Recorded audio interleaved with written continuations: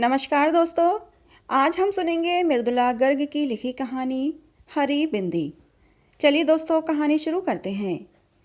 आंख खुलते ही आदतन नज़र सबसे पहले कलाई पर बंधी घड़ी पर गई। सिर्फ वो 6:30 बजे थे। उसने फौरन दोबारा कसकर आंखें बंद कर लीं और वो इंतज़ार करने लगी कि अब पलंग चरमराएगा और आवाज़ आएगी, उठना नहीं है क्या। पर जब कुछ देर चुप्पी बनी रही तो आंखें खोलकर देखा, बिस्तर पर अकेली है। अरे हाँ, रात ही तो राजन दिल्ली गया है, याद ही नहीं रहा। तो अब वो जल्दी उठने की कोई ज़रूरत नहीं है। उसने ढेर सारी हवा गालों में भरकर लंबी सांस छोड़ी और पूरे बिस्तर पर लोट लगा गई। दूसरे सिरे पर जाकर मुंह पर बाहर रखकर लेटी तो कानों में घड़ी की टिक टिक बज उठी। वो मुस्कुरा दी। उसे कलाई पर घड़ी बांधकर सोने की आदत है। रोज राजन चिढ़कर कहता, ये क्या, सारी रात कान के पास टिक टिक होती रहती है, इसे उतारो ना। उसने मुंह पर से बाँह हटा ली, तकिया खींचकर पेट के नीचे दबा लिया और लंबे चौड़े पलंग पर बाहें फैलाकर औंधी लेट गई। ओहो, सुबह देर तक सोने में कितना आनंद आता है। राजन होता तो सुबह ही 6:30 बजे से ही खटर पटर शुरू हो जाती है। चाय नाश्ते की तैयारी, दोपहर का खाना साथ में और 8 बजे राजन दफ्तर के लिए रुखसत। न जाने राजन को जल्दी उठने का क्या मर्ज है। खैर, आज वो स्वतंत्र है, जो चाहे करो। उसने शरीर को ढीला छोड़ दिया और दोबारा सोने की तैयारी करने लगी। फिर आँख खुली तो 8:30 बज चुके थे। उसने एक प्याला चाय बनाई और खिड़की का पर्दा हटाकर बाहर झांकने लगी। दूर तक धुंध छाई थी। आज जरूर बरसात होगी, उसने सोचा। उसे धुंध बहुत भली लगती है। जब मालूम नहीं पड़ता वहाँ कुछ दूर पर क्या है, तो अनायास आशा होने लगती है कि कोई अनुपम और मोहक वस्तु होगी। मैं भी बड़ी खूब हूँ, उसने मुस्कुराकर सोचा। मुझे धुंध में खुलापन लगता है और सूर्य के प्रकाश में घुटन। चाय पीकर गर्म पानी से देर तक नहाया जाए, उसने सोचा और बाल्टी भरने लगी। फिर ठंडे पानी की फुहार ही ऊपर छोड़ ली और एक गजल गुनगुना उठी। बड़े से तौलिए से खूब रगड़कर बदन पोंछा। आज एक अद्भुत स्फूर्ति और उत्साह का अनुभव हो रहा है। नीले रंग का कुर्ता और चूड़ीदार पैजामा पहना तो नीले रंग की बिंदी माथे पर लगाने को हाथ बढ़ गया। फिर न जाने क्या सोचकर उसे छोड़ दिया और बड़ी सी हरी बिंदी लगा ली। राजन होता तो कहता, नीले पर हरा, यह क्या तुक है। उसने दर्पण में दिख रही अपनी प्रति छाया को जवान निकाल कर चिढ़ाया। कहा, तुक की क्या तुक है, और फिर खिलखिलाकर हंस पड़ी। दराज खोली तो नज़र चांदी की बाली पर पड़ गई। उठाकर कानों में लटका ली। विवाह के बाद से पहननी छोड़ दी थी। नकली है ना, और ज़रूरत से ज़्यादा बड़ी। राजन कहता है, इन्हें मत पहना करो। एक वो पुराना बैग हाथ में ले झपट कर बाहर निकल आई। बरामदे में मुंडू बैठा आराम से सिगरेट फूंक रहा था। राजन की उसे देखते ही हथेली में छिपा बड़ी संजीदगी से बोला, खाना क्या बनाऊं? कुछ नहीं, उसने कहा। नहीं खाएंगे, आज तुम्हारी छुट्टी। मुंडू की घबराई सूरत देखकर हंस पड़ी और बोली, मेरा मतलब, जो तुम्हें अच्छा लगे बना लो, तुम्हें ही खाना है, चाहे खाओ चाहे छुट्टी मनाओ। बिना ये चिंता किए कि ठीक कहाँ जाएगी या क्या करेगी, वो सड़क पर कुछ दूर चलती चली गई। बस इतना जानती है कि आज का दिन यूं ही नहीं जाने देगी। कुछ तय करने से पहले बारिश शुरू हो गई। उसने कुछ दूर भागकर टैक्सी को आवाज़ लगाई और उसके भीतर बैठकर सोचने लगी। अब वो टैक्सी ली है तो कहीं ना कहीं जाने को कहना पड़ेगा। जहांगीर आर्ट गैलरी, उसने जो सबसे पहले मुंह में आया कह दिया। गैलरी में किसी आधुनिक चित्रकार की प्रदर्शनी हो रही थी। विशेष कुछ समझ में नहीं आया, पर आनंद अवश्य आया। आज कुछ भी करने में आनंद आ रहा है। एक चित्र के आगे वो काफ़ी देर खड़ी रही। देखा, पूरे कैनवास पर रंग बिरंगी रेखाएं इधर उधर दौड़ी चली जा रही हैं। अरे, उसने सोचा, ये तो बिल्कुल मेरे कुर्ते की तरह है। वो जोर से हंस पड़ी, इतनी जोर से कि पास खड़ा एक दड़ियल उसे घूरने लगा। कहीं यही तो चित्रकार नहीं? बेचारा, जरूर चित्र अत्यंत त्रासद रहा होगा। उसने चेहरा गंभीर बनाया और दड़ियल के पास जाकर विनम्रता से कहा, सॉरी, और बाहर निकल आई। बाहर आकर ख्याल आया, हो सकता है वो कलाकार न हो, उद्योगपति हो। दो किस्म के इंसान ही दाढ़ी रखने का साहस कर सकते हैं, कलाकार और सामंत। सामंत अब रहे नहीं, उनका स्थान उद्योगपतियों ने ले लिया है।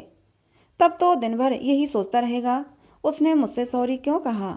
उसमें भी नफ़े की गुंजाइश ढूंढता रहेगा। बुद्धू ने बेग से हंस दी। फिर देखा, बारिश थमी हुई है, पर आकाश अब भी काफ़ी गुस्सैल नजर आ रहा है, पूरा बरसा नहीं। उसने सोचा और फिर सड़क थाम ली। सड़क के किनारे रेस्तरां देखकर याद आया कि काफ़ी ज़ोर से भूख लगी है। भीतर जाकर चटपट आदेश दे दिया, एक गर्मा गर्म आलू की टिकिया और एक आइसक्रीम एक साथ। एक साथ? बैरे ने आश्चर्य दिखाया। हाँ, क्यों, कोई ऐतराज़ है? जी नहीं, अभी लाया। उसे ठंडा और गर्म एक साथ खाना भला लगता है। कहते हैं दांत खराब हो जाते हैं। कितना चटपट काम हो गया आज। राजन साथ रहता है तो बढ़िया जगह बैठकर आराम से खाने की सूची देखने के बाद सोच विचार कर आदेश दिए जाते हैं। खाकर बाहर निकली तो सोचा, पास किसी सिनेमा घर में पिक्चर देख ली जाए। किस्मत से अंग्रेजी की पुरानी मजाकिया पिक्चर मिल गई, डैनी के की। राजन कहता है, न जाने तुम्हें डैनी कैसे पसंद है। मुझे तो उसके बचपने पर हंसी नहीं आती, पर उसे आती है, खूब आती है। फिर हंसी पर हंसी आती है, कभी कभी बेबात आती है, जैसे आज आ रही थी। पिक्चर के दौरान वो आज और दिनों से ज़्यादा ठहाके लगा रही थी। पास बैठे आदमी की सूरत अंधेरे में दिख नहीं रही थी, पर हंसी की आवाज़ जरूर सुनाई पड़ रही थी। पता लग रहा था हंसने में वो उससे भी 2 कदम आगे है। अदाकार की एक खास बेचारगी की मुद्रा पर वे इतनी जोर से हंसे कि उनके हाथ आपस में टकरा गए। सॉरी कहने के इरादे से एक दूसरे की तरफ मुड़े, पर माफ़ी मांगने के बजाय एक ठहाका और लगा गए। उसके बाद हर बार यही हुआ। हंसी आने पर वे अनायास एक दूसरे को देखते और मिलकर हंसते। खेल खत्म होने पर एक साथ बाहर निकले तो देखा 4:30 बजे ही काफ़ी अंधेरा हो चला है। आकाश यूं तना खड़ा है कि अब वर्षा, कि अब वर्षा। कितना सुहावना दिन है, उसने अपने पड़ोसी से कहा। सुहावना? उसने कुछ अचरज से कहा, या बेरंग? हाँ, कितना सुहावना बेरंग दिन है। वो हंस पड़ा। समझता हूँ, सूरज यहाँ रोज निकलता है, पर धुंध कभी कभी होती है। 8 महीनों में आज पहली बार। अब मानसून शुरू हो जाएगी। हाँ, आज खूब बरसेगा, उसने कहा। फिर अनायास बात को जोड़ा, कॉफ़ी पियेंगे? ज़रूर। हल्की हल्की फुहार पड़नी शुरू हो गई तो दोनों भागकर सामने वाले रेस्तरां में जा घुसे। उसने बाल झटक दिए।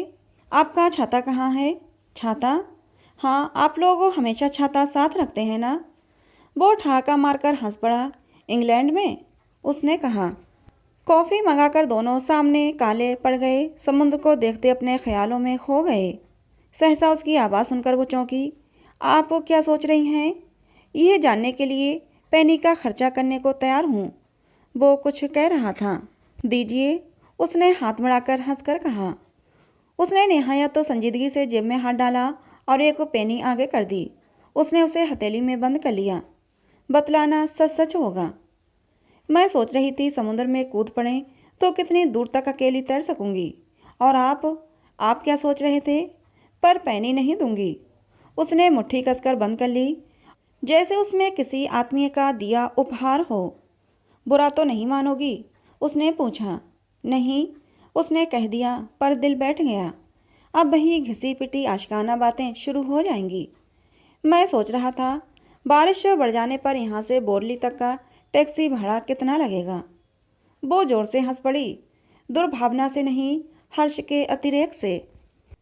मुझे रास्ते में छोड़ते जाएंगे तो आधा लगेगा, उसने कहा। बहुत खूब। उसने ये नहीं पूछा कि वो रहती कहाँ है। उसे लगा जीवन में पहली बार ऐसे इंसान के साथ बैठी है जो ये नहीं जानना चाहता उसके पति हैं या नहीं, और हैं तो क्या काम करते हैं। समुद्र के जल पर गिरती वर्षा की बूंदें कितनी अच्छी लगती हैं, उसने कहा। कुछ देर दोनों चुप रहे। प्रशांत महासागर पर जब जहाज आता है तो उसके अग्रभाग से चिरता जल चांदी की तरह चमकने लगता है, अतिथि ने कहा। क्यों? शायद फोसोफोरेंसिस के कारण। आपने कभी नहीं देखा? नहीं। मौका मिले तो देखिएगा। लगता है आप बहुत घूमे हैं, उसने हल्की ईर्ष्या के साथ पूछा। बहुत, वो याद करके मुस्कुरा रहा था। सबसे अच्छी जगह कौन सी लगी? जब वो जहाँ हुआ। वो हिचकिचाहट के साथ मुस्कुराया। पता नहीं वो समझे या न समझे। वो हामी में सिर हिलाकर मुस्कुरा दी। उसने देखा कॉफ़ी ख़त्म हो चली है और बैरा बिल्ली लिए आ रहा है। बाहर बरसा थमने लगी है, धुंध भी छंट रही है। नहीं, धुआंधार नहीं बरसेगा। वह संकेत झूठा निकला। अब वो धुंध हट जाएगी और वही तेज प्रकाश वाला सूर्य निकल आएगा। बिल आने पर उसने उठा लिया और कहा, न्योता मेरा था। अतिथि ने बहस नहीं की। शुक्र है, उसने सोचा, पैसे देने की जिद करने लगता तो सब कुछ बिखर जाता। टैक्सी लेकर चले थे कि घर आ गया। उतरते उतरते पैसे निकालने लगी तो उसने रोक दिया। रहने दीजिए। क्यों? उसके माथे पर शिकन पड़ गई। आज का दिन मेरे लिए काफ़ी कीमती रहा है। कैसे? मैंने आज से पहले किसी को हरी बिंदी लगाए नहीं देखा, उसने स्निग्ध स्वर में कहा। वो जरा ठिठकी कि टैक्सी चल दी। कुछ दूर जाकर आंखों से ओझल हो गई। तो दोस्तों, ये कहानी थी मृदुला गर्ग की लिखी, जिसका नाम था हरी बिंदी। कहानी आपको कैसी लगी ज़रूर बताना। अच्छी लगी हो तो प्लीज़ इसे एक लाइक और चैनल को सब्सक्राइब जरूर कर लेना। मिलते हैं अगली किसी नई कहानी।